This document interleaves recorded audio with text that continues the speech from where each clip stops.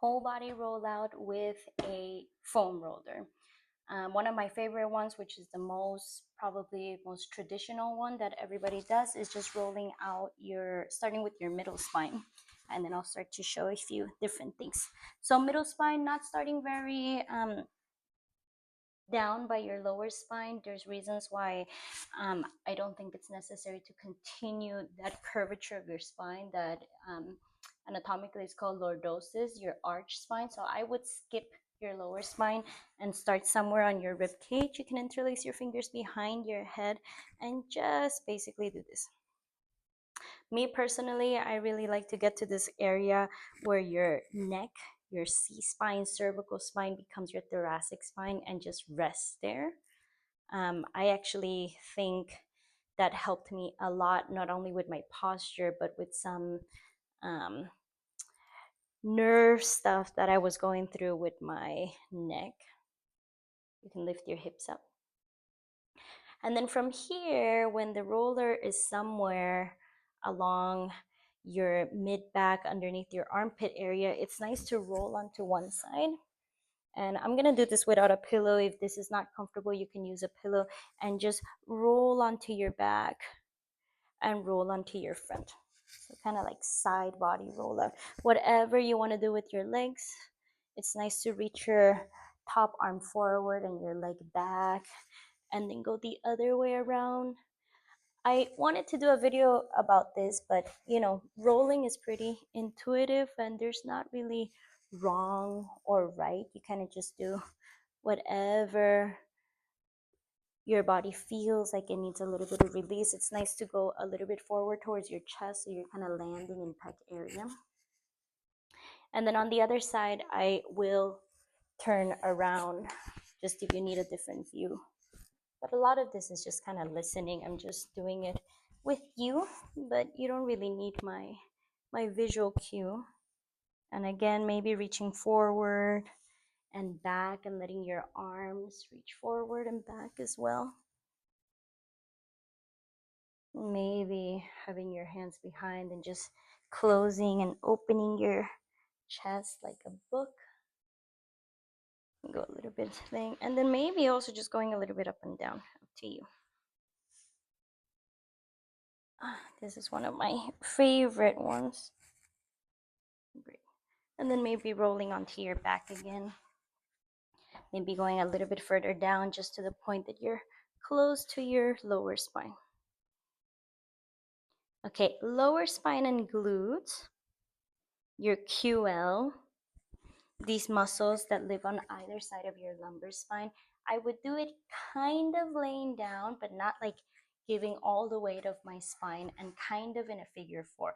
So let's do glutes and then travel up. So for your glutes, if you're doing your right glute, cross your right ankle over so you're in a figure four if this is available for you. And I like to go straight to the side of my glute and then go from there all the way towards your sacrum. At some point, maybe you don't want to cross your legs, but we're going to do glutes and lower spine together.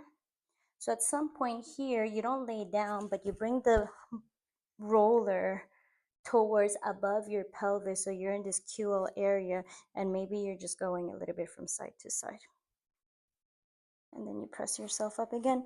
Obviously, I know that to do this, you need to have a little bit of comfortable ability, like getting down to the floor and up. So adjust to what you need. And if you're having difficulty doing this, just write a comment. I can always help you with suggestions. Same thing the other side. I'm just going to do it facing away from you. So crossing the left ankle, rolling my left glute down towards my sacrum, and almost be on side body area, side glute. We're not really doing thighs, so we're just kind of staying around the pelvis. And maybe setting your foot down and traveling towards lower spine. I'm coming down to my left elbow.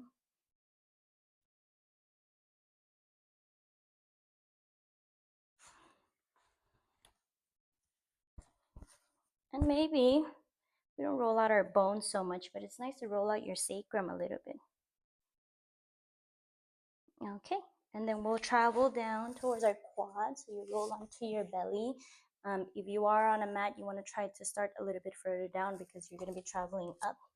And I like to start high up by my hip flexor, so underneath these front hip bones. And it's nice to stay there. It's also nice to just lay face down for a moment. And then when you're ready, you start to pull yourself forward to roll out your quads. Even if you're used to rolling out your quads, try to make sure that I'm still on the screen. When you find areas that you feel like you need to linger, it's nice to bend one knee at a time. This is what Jill from Tune Up Fitness calls this technique the pin and stretch, because you're basically pinning where the foam roller is and you're stretching everything below that area. And then maybe you can also do a little cross fiber. Oof. A lot of breathing when you're in these areas that might need a little bit more support. And you do want to make sure that when you're doing your quads, you don't have to roll over your knee, but you do want to go all the way to where your kneecaps start.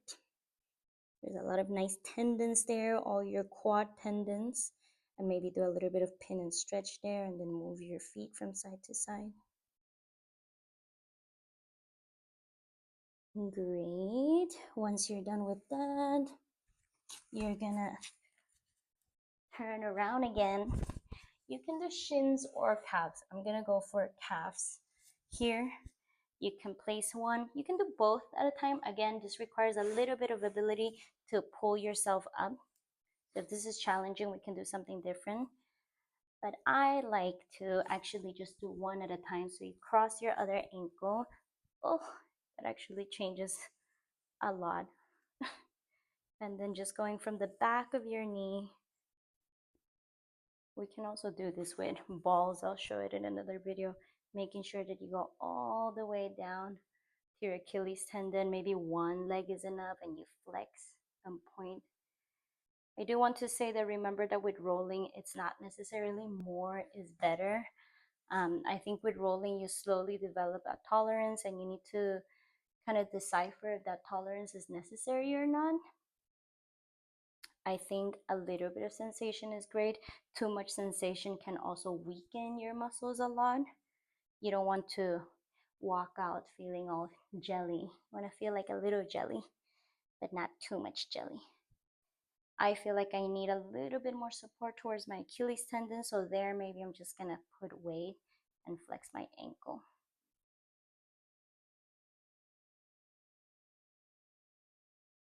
Great.